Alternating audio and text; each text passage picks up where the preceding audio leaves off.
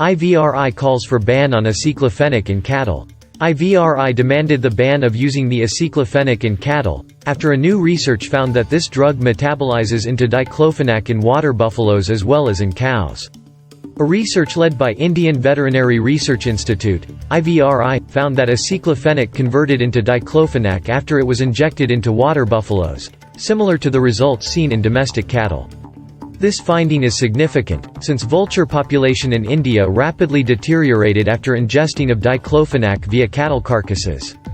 As part of the study, researchers gave recommended dose of aceclofenac to 9 domestic water buffaloes.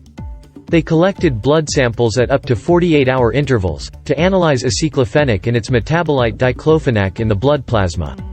The blood test revealed that aceclofenac rapidly converted to diclofenac. The diclofenac was found within 20 minutes after the aceclofenac was injected. The concentration of diclofenac reached the peak between 4 to 8 hours. From this result, the study concluded that aceclofenac is a pro-drug to diclofenac and behaves similarly in domestic water buffalo as it does in domestic cattle. This threatens vultures, who consume carcasses of these cattle for survival. What are the current efforts to ban aceclofenac? Aceclofenac is a veterinary painkiller used to treat cattle and dogs.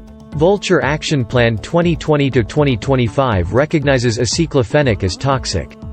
A 2018 petition had also demanded the drugs regulator to prohibit its use. It urged the Drugs Controller General of India,